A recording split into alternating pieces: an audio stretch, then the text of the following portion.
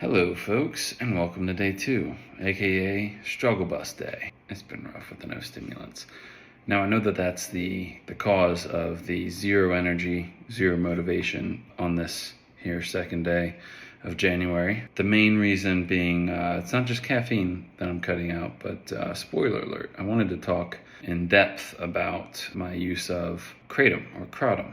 Mitraguanine speciosa, mitraguanine, that lovely green powder that tastes absolutely horrible but functions in a weird way where you take less to get energy and you take more to get a sedative effect.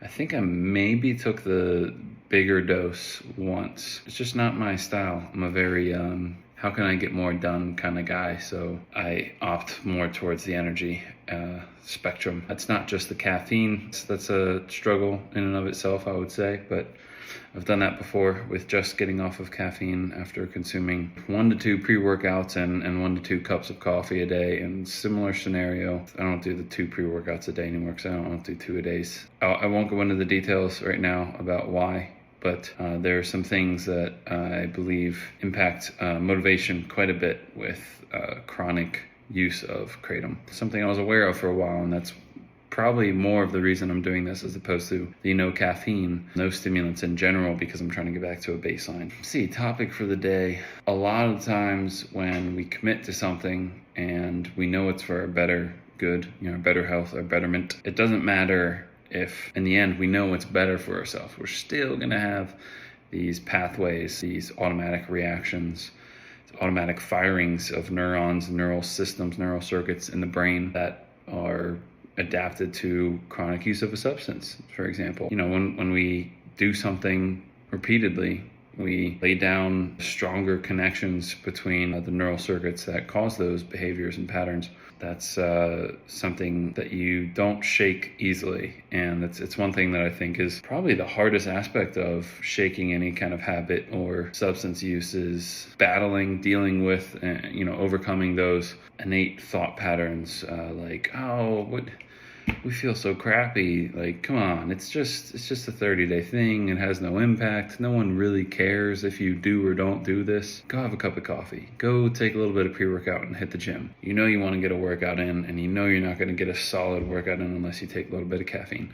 Those little things, some people call this voice, pardon my French here, the inner bitch. I tend to agree with this sentiment. There's an inner bitch that lives within all of us. But what that really is much more hard to define. Our bodies are designed, our minds being part of the body, our brain being part of the body, designed to seek survival.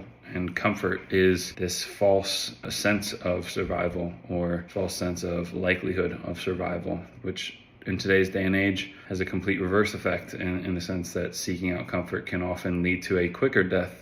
So it's still a long, slow death with things such as diabetes and just the overall breakdown of the body from poor diet, unhealthy habits of the modern human. We have to stick to this cliche of the why, remembering why you decided to do whatever it is that you decided to do in order to follow through on that when times get hard, when things get tough. Honestly, when that little voice in the back of your head starts going, who cares?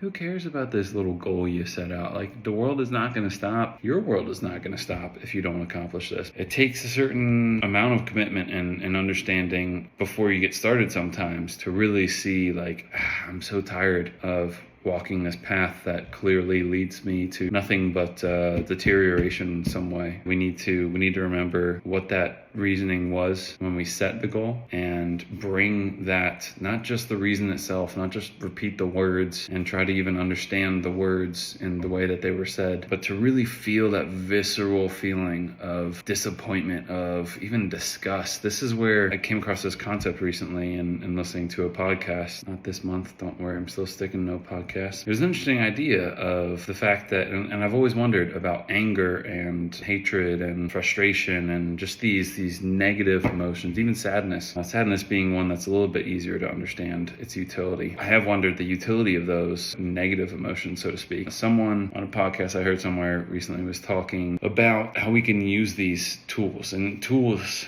is a concept that I am a huge fan of in so many aspects, so many areas of life, so many areas of contention, of things that we do these days. Those negative emotions are tools that you can leverage at the right time in the right way. So obviously we don't want to leverage anger to go and kill someone. I mean, very, very rare circumstance in this day and age where someone kills your family and is still trying to kill the rest of your family and or you, and using that anger to stop them by killing them first. I mean, I'm not condoning murder of any sort. I digress. Negative emotions can be used in those moments of weakness, of feeling like, oh, why am I doing this? This is so stupid. I could just have a cup of coffee and have such a productive day, have an easier time sticking to my diet, and yada yada yada yada. Well, that's when you have to remind yourself, whoa, wait, why did I get into this in the first place? Oh, I've done this before. I've tried to accomplish this goal that I'm trying to accomplish currently and failed. And that feeling I remember and I carry with me in a form of resentment towards myself, perhaps. And I don't want that feeling ever again.